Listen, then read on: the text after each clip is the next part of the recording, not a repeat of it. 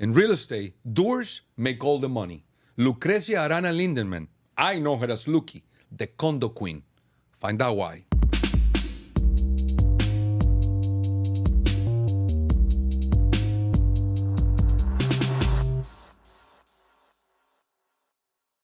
Lucrezia, Luqui. Yes. I know you as Luqui. Yes. Amazing, very respected in this industry. I hear $2.4 billion in sales. Yes, and climbing. Very known as the Condo Queen. Yes. You own your real estate company. Yes, as of 2 years. I decided to open up my own. That's very good. That's very good. I'm very proud. I would love to see women making money and making moves out there. That's pretty good. Where do you get that descata? Is that in Spanish? Destaca. Okay, so when I was approached, because I do have a managing broker, which is Side, and they manage all of my back end. So when we were deciding to get a name for my company, they asked me questions of what makes you you? Like, what words describe you? Okay. Describe yourself in 3 words. Describe yourself in a sentence. Give me a paragraph, like a bunch of stuff. And when you got everything in a summary, everything had to do with standing out. Mm-hmm. Because that's just me. I like to stand out. Huh? As you know me, on a social level and as on a professional level, I like to stand out. So everything that I do is very extra. So whether it's making a dish, whether it's putting together a deal, I always have to give that extra mile and give that extra touch because that's what sets me apart from everybody else. Okay. I just don't do your A to Z. That's just not me. So if I'm going to go out, I'm going to look that extra better. If I'm going to do a deal for you, I'm just not going to go and show your home, talk to you about the comparables. I'm going to make sure that I put together all the components seamlessly from before, during, and after that transaction, because what I'm trying to cultivate is a relationship more than just a sale. For sure. So destaca in Spanish means... is to stand out. Tú te destacas. But people that don't know the name question it. Okay. But then that gives me to be a conversation piece. For sure. So good for you. That's why I did that. Smart. To make sure that people ask the question. Yes. And I always say... Where are you originally from? Bolivia. Well, my parents are from Bolivia. I was born in Chicago. Okay. And raised in Miami. I was here since I've been 7. Where did this Condo Queen name came about? Well, when I started in the industry... Okay. Which I'm going to try and summarize it because it's actually a very good story. Okay. I was coming back from Bolivia and I was going to figure out what I was going to do. When I was living in Bolivia with my first marriage, I had a production company as far as doing events. Okay. I had a store. I cultivated my own clothing line. I was always an entrepreneur. I was never good at working for someone because for me, I had to do always something for myself because I had control. So I'm very controlling as far as when it comes to my line of business. That's why I'm able to get from point A to point Z in a transaction from inception to closing because I don't wait for the counterparts to do their job. I will do their job if I have to, if it means getting the deal done. Nice. I don't have a job description. The deal is my description. This is what you have to do. So if I have to become an attorney for 5 seconds, I will be that attorney. If I have to go and get the inspector and sit there with him because of X, Y, and Z, I will sit there with them. So there is nothing that I will not do. When I get to Miami, I go with my mother to the Santa Maria. And as you know, I love that the building. Santa Maria set a precedent for high-end luxury living on Brickell Avenue, which was amazing. I love the building. I love the Bristol Towers as well. So I went with my mom. And there was a beautiful broker. At that time, I didn't know who she was, Monica de Fortuna, which we all know that Monica de Fortuna and the de Fortuna family have got to be one of the most prominent families in the industry in South Florida and Tri-County. Right. And I decided, you know what? This is amazing. I think this is what I would want to do. You show beautiful property. I did the numbers. You make good money. You look good. I mean, this is amazing. So I decided that day, I'm going to get my license. That day, I decided. Nice. I got my license I did the week course. After I took the week course, I took the state exam. And then I went to go sit down in front of Monica. And I said, Monica, do you remember me? She's like, oh, sweetie, not sure. I go, my mother bought that apartment for you. Oh, now I know who you are. I go, well, I just got my license and I want to work with you. I have never done real estate, but I'd like to be I want to shadow you. And she said, oh, sweetie, you're so sweet, but I'm really busy. You should call some of the top producers here and figure it out. I ended up in the lap of Dora Puig, which she actually didn't need me. She decided and she agreed to do a mail out on the whole building. I said, I'm going to pay for it and I'll give you half of everything I make. Within the year, I was 7th in the company. And that's how my career started back in 1997. And here I am today. And by the way, I had many people tell me, you'll never make it. There's too many realtors out there. There's a lot of competition. And that's what pushed me over the edge. Like over the edge to move forward and to not be afraid. Because I'm the type of person is that when you tell me no, it becomes a yes. For me, it's un reto. It's like, okay, tell me that I can't do it and I'll show you that I can. And I'll take a picture of it and send it to you and all your friends. Oh, wow. Okay, so it's just a thing of you can't tell me no. Right. Because there's nothing that I can't do. Good for you. Actually, that's relentless mentality is what sets us apart. Yes. I was going to ask you right after what are the skills? What skills do you have that sets you apart? But I guess Well, it's tenacity. Yeah. It's I'm very responsible with what I have to do in order to make sure that my clients feel comfortable. Okay. So you have to inspire confidence in a person for them to understand that it's just more than showing them a home, a piece of land, a condo, a piece of commercial property. It's about a relationship and it's about knowledge. And I've always said that knowledge is power. And I learn every day. I don't know everything. And I'm happy I don't, because the more that I learn on a daily basis, the more power that I have. Because if I feel today that I know it all, I'm screwed. You stop learning. You stop learning. You have to go with the flow. But you always have to be willing to go that extra mile, because many people in many lines of business, they don't want to do it because they're like, it's after 5 or it's the weekend or it's 6 a.m. So I'm not that person. So if I'm awake, I'm available. And if not, my phone rings and I'm sleeping, I will wake up. You WhatsApp me yesterday at 1:30 in the morning. I know. I was like, okay, she's awake. She's great. Right, she's awake. Okay. So I didn't know until the next morning. Not necessarily will somebody answer, but I just want to make sure. Sometimes I have ideas and then I go and I send it. Some people it rubs wrong. Some people they're okay with it. But that's okay. No, but you want people that gravitate towards you is looking for that go-getter, that person that will close. And correct. That's the person that will close and the person that will put them where they want to be. And you have to know how to listen. Because sometimes realtors, agents, professionals will try to impose their thoughts on you, on what they think you should do, and they don't stop and they don't listen. You got to listen to your clients. Your clients have an objective. There's something that they like to do. Real estate is a personal thing.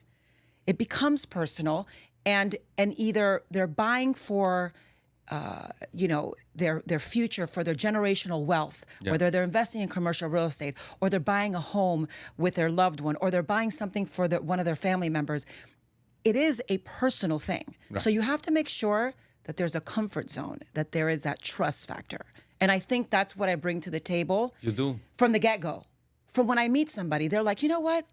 Shit, this girl's... I feel comfortable. I feel that she knows what she's doing. Exactly. This is not easy. You're buying real estate in Miami. I don't care how you look at it. It's expensive. And you want to make that decision with someone that can do it. What is your advice to other women out there to succeed like you did? Obviously, what a beautiful thing that somebody gave you a chance. Yes. First, you step up to the plate and you showed up to the Fortuna, and then you end up in Puig's doorstep, but you did what you did. Yes. What advice? Don't be afraid. Okay. You can do it. You can do whatever you set your mind to. There's nothing, with this whole thing of gender equality and men and women and, in so many other types of industries, they've said that men make more money than women and they get so upset about it. And I'm like, that's a bunch of BS. Your worth as much as you make yourself worth. If you can portray that somebody needs the qualities that you have, you can be a man or a woman or whatever it is that you want to call yourself. But you just have to make sure that you possess those qualities that makes that person feel comfortable. Some people are very afraid to show that because they're intimidated. Well, what about if the other person that walked in here before me did an interview and they're better than me? Well, but what about if they're not? Hey, just noise. What about if they're not? What about if that person didn't show up? What about if that person had that bad day? What about if your real you comes through? Because sometimes you can have the qualifications, you can have an MBA, you can have a PhD, you can have all of those things. But if the person in front of you doesn't trust you, that all means nothing. That's right. You have to have that confidence. So what I feel that telling women or even men, younger kids, young adults that are looking to be in the industry, I ask them to come with confidence, to come with security, to come with that want of wanting to learn and to accept that they do not know everything and to be okay with sometimes making mistakes and to ask questions. I think asking questions is so important. The worst questions for me are the ones that aren't asked. And a lot of people don't see that. They're like, oh, well, they're going to think I'm stupid. Luqui, I'm usually very talkative in this podcast. I'm sorry. But I must say, it's not like you're not letting me talk. It's like I generally want to listen to you because it's almost like you're my female counterpart, the way I look at things, right? I guess you got to make people feel comfortable about what they're about to do and whatever it is that you do. And in this area, I see a lot of people living in the hope land. I hope it closes. I hope it is. And I hope and they don't take charge in the issue. And I can see how you take the bull by the horns. Yes. And that's your success. You can tell. Even if someone doesn't know you, doesn't know how much money you're sold in years, they know that you know what you're talking about. So for that reason, I ask you, Miami, you were practically raised here. I mean, almost born here. Yes. And a go-getter. What's up? What do you think about this? What's going on? I heard things this morning from little places here, there. What do you think? Because I was at the club this morning and two members, we were just having a cup of coffee and said, man, have you seen Miracle Mile? It's empty. Even Starbucks left. And then you hear all the things out there. And I like to be the one to have my ear on the ground and listen to the train. Is it coming? And I'm sorry. I just don't think these continue to 30% increases in prices can go on. Even though the Miami is sitting pretty nationwide, worldwide. Mm-hmm. What is your take on this Miami market? Well, I'll start with the commercial. I think your brick and mortar type of companies, stores and things like that, I think they're downsizing, and unfortunately, things are going a lot more online. Having said that, you can't do Starbucks online, but you actually can. You can order it, you can do that. But I think that restaurants, let's talk about Miami, restaurants, clubs, things that involve a huge social factor have become more prevalent in Miami in the last 5 years than than the previous 10. Okay, I feel that industry, as far as commercial property is concerned, I think that for the residential part, I think right now we have a lack of inventory in the medium to high end in the residential estates. And I think right now we're at a deficit of we were just talking about this morning with my husband, about 15% less than it has been in the previous years, less 50% inventory. 50% is a lot. It's a lot. And so right now, what's happening? We're going back to what happened in 2020. There's a lack of, when you have a lack of inventory, then it's all about supply and demand. So then that's when prices increase because you come in a bidding war. Now we're coming towards elections. So we're going to go back to that situation that we were when we're in election time. We're kind of going back to that because I am noticing that there's lack of inventory in the areas and the sectors that I'm used to selling. In the condo side, not as much. I think in the supply. There's more supply, and there will be more supply in the next, from 2 years from now, we will already have possibly erected another 30% of buildings that were in the making. But for right now, I think we're pretty saturated when it comes to condominiums and such. But we still have people coming here. Jeff Bezos, Kenneth Griffith, bringing their hubs basically here is a huge factor. I think Miami brings something to people that is as important as climate, for example, is. It's a tax factor. All of these billionaires are coming here for a reason. No, They're bringing their people.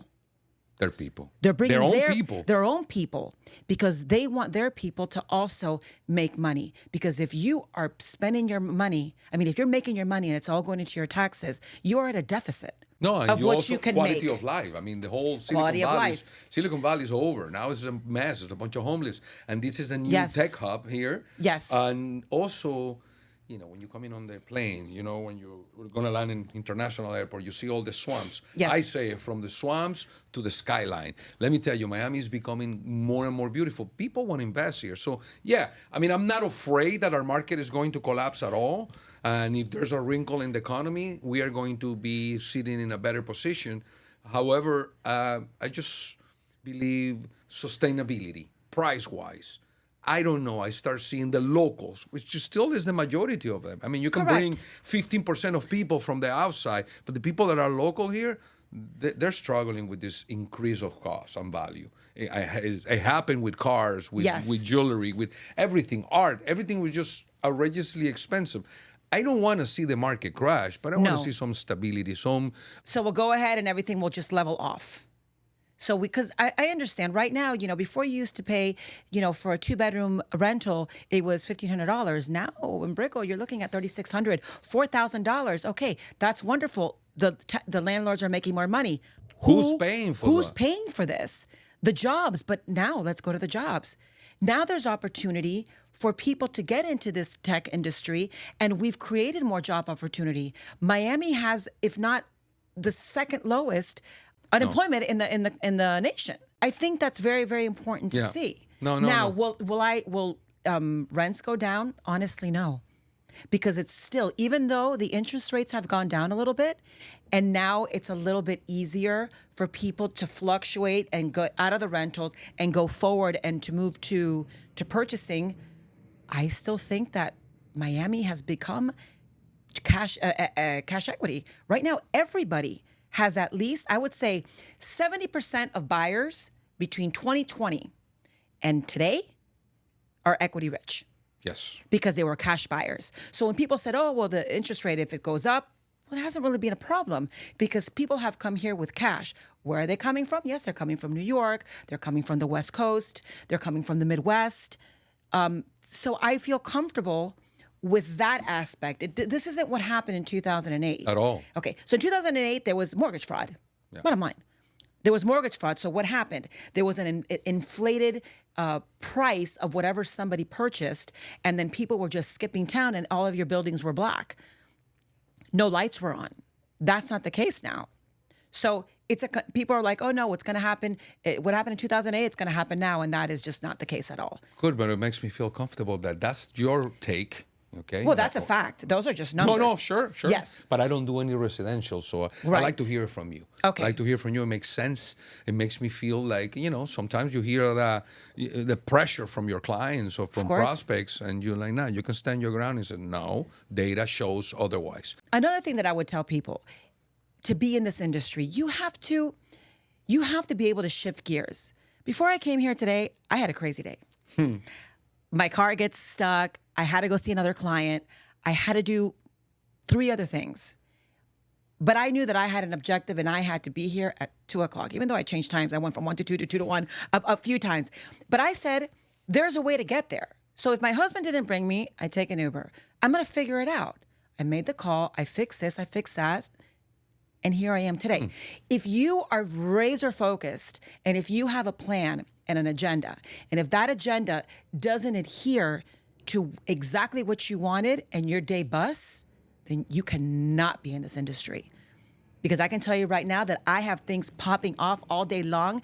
I have my plan and God has a different plan for me. For sure. So I'm able to navigate. So you have to know how to navigate. You have to know how to be okay with change, with circumstances, and know that in the end, if you continue and you enjoy the journey and the learning, everything else just falls into place. That's very nice. That's very nice. In fact, you were telling me yesterday when we talked for a minute that you're the difference, because now I can already see. We never really talk in the personal level, we're friends, but never really got that deep into how you operate your own business. And that your office doesn't want to be the one with the 600 agents No. with 100% split mess. And No. you mentioned something. I want you to tell me what sets that company of yours apart. What I like about my company, and I always like to be that disruptor. I love using that word. My husband actually introduced it to me with an idea that we had. So I feel that the way that I introduced my new company was a disruptor in the industry. Okay. What does Miami have that many other cities don't have, or that they can't navigate with because they don't have it? And that is the ocean, the bay, that proximity. What does the bay bring? An amazing weather that we have. It brings a lifestyle of yachting, of doing all of these things that we enjoy so much, doing it on a daily basis, going to the Bahamas, that we have that at the proximity, or even now using it. People are now using smaller yachts, smaller boats to even go to restaurants for the entertainment part. So what do I bring to the table? I bring that side. I am also a yacht broker together with my husband. We are one of the only, if not the only companies in South Florida that offers that. So I'm a one-stop shop. And the majority of the high-end homes, which I've been able to deal with, and I've had the luxury of dealing with these high-end individuals, is dealing with both aspects, the homes as well as their yachts. So whether they're buying or selling, there's always that full circle There's transaction. a synergy between... There is a synergy because that's what this Miami gives. That's all about. Miami gives for that. So whether it be a 40-foot yacht or a 200, it just all works together, and people like that. So what I like to be is I want to be that one-stop shop. Oh, and also if you're looking for an interior designer, an architect, you need the inspector, you need concierge services, you need a management company. Whatever you need, I can provide for you. So this is what people look for. People at this level, the high-end level, they look for comfort. They look for making their life easy. And by telling you that, we can just merge on into the whole issue with the commission gate. I think residential is a little bit in trouble. Why? Because the algorithm works so I'm in Coco Plum. I'm looking for a piece of land, a piece of property. Mm-hmm. I can make an algorithm say, this house sold with this square footage, with this last square footage, and pool or no pool. I can come up with a number. The machine can.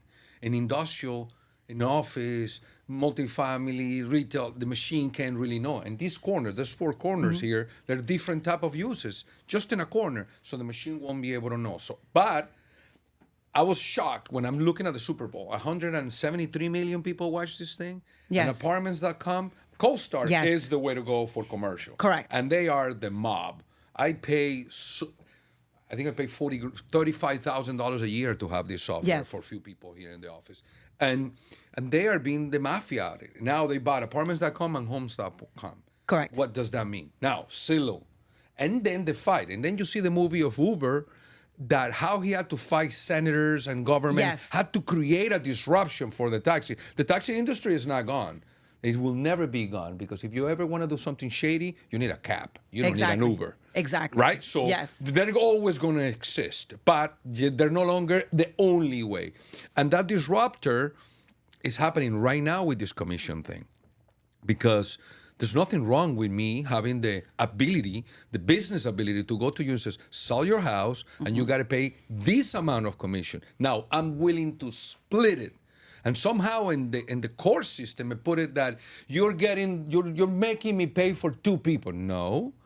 You have the ability to negotiate if I'm the only broker in the table, in the table. But I'm getting this fee, and I'm willing to split it with a buyer's broker. Correct. Not the other way. Not that you're making me prepare to pay 2 people, 2 parties. No. So and it was inappropriately approached to the core system, but it's because they want to get rid of already cut it in half. Now, think about it one second. If you cut it in half, now we're talking 3%. Correct. And if we're talking 3%, now you say, okay, what are you doing for 3%, or what are you doing for 1.5%, because you guys are splitting? 1.5%, I go bring my client, I take photos, and I show drones. And then I'm a consumer, and I say, but wait a second. I can go to Zillow and pay 1 point, or pay $3,000, take my own videos. Nobody's going to show my house better than me.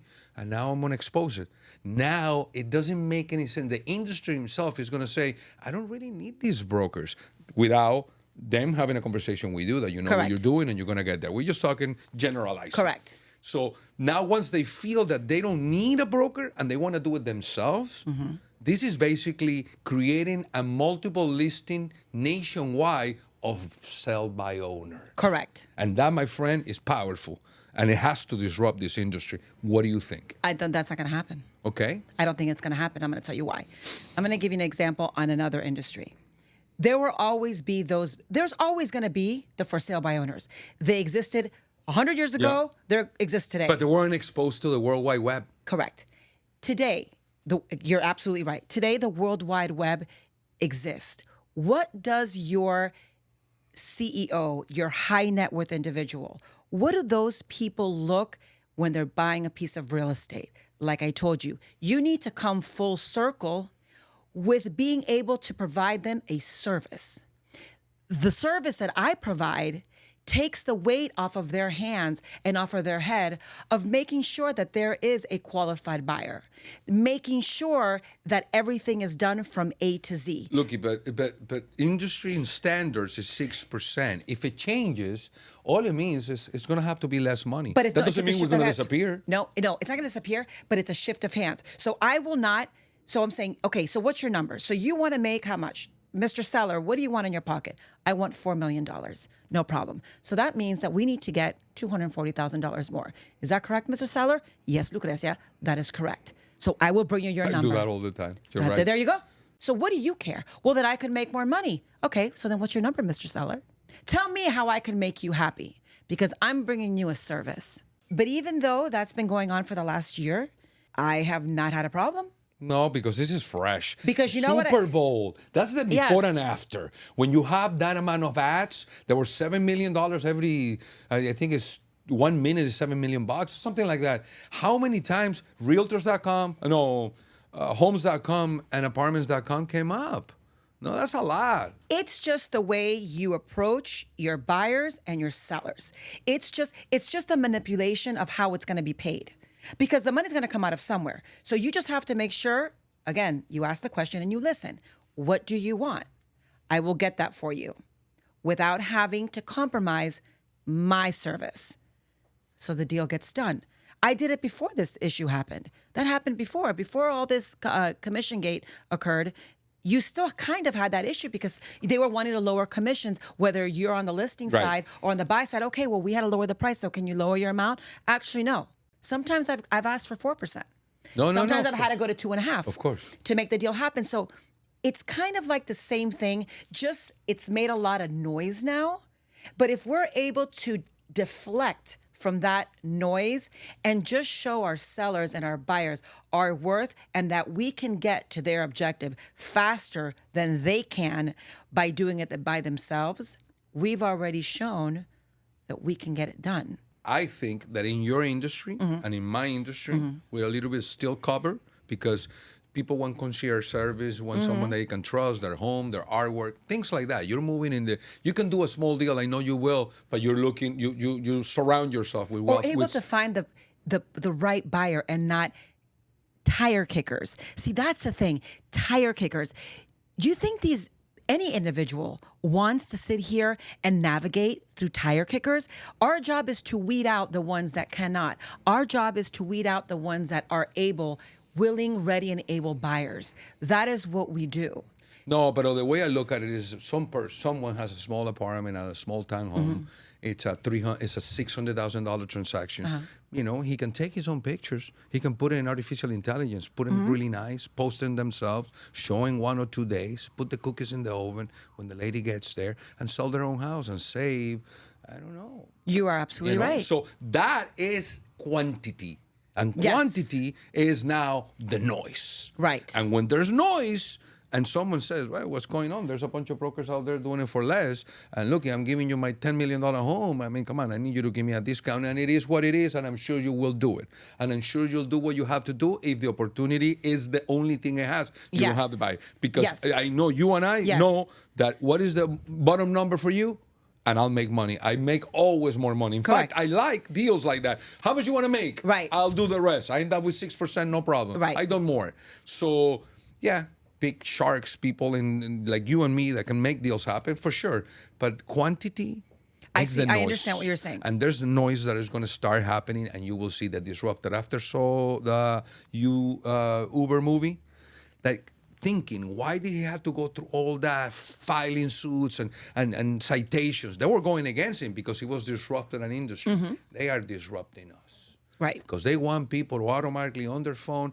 And not only that, put their money in an escrow that is already online, and they can buy it in Rocket Mortgage online. I mean, you literally can buy a $600,000 townhome without the need of anybody. It's just not popular yet. Correct. So if you have I perfect want to credit, fast forward these 10 years, Right. which is what I want to be. Right. In 10 years, I don't care what anybody tells me. Look, this is a disruptor. It's here. It's here to stay. I agree with you. This is why, as an individual in this profession, you have to make sure that you have indispensable qualities in order to survive. That's it. That's it. Okay, so that's the bottom line. Just like you said, that situation is here to stay. And just like that situation, without all the technology that we have now, we didn't have in the past, even though all this existed, you just have to make sure to make yourself stand out. You need to destacar in your life. And to make sure that people do want to work with you, because at the end of the day, there is not a degree, there is not anything that is important as this. The human connection. Right. So if I have somebody that tells me I can do this for 3% less or 6% less, but you know what? I like you. So I want to give you the opportunity. Those are my clients. Yeah. The rest aren't. Well said. Well said. I am very proud of you. Now that I got to know you this real about business, I think you're going to do amazing. I love to do business with you. I'm in the Likewise. commercial world. Bring me, whatever I can Yes. help you, I'm here. Now I know who to count with when it comes down to being someone that is going to make me look really good in this residential market in our town, Miami, which is really moving and exploding. I love it.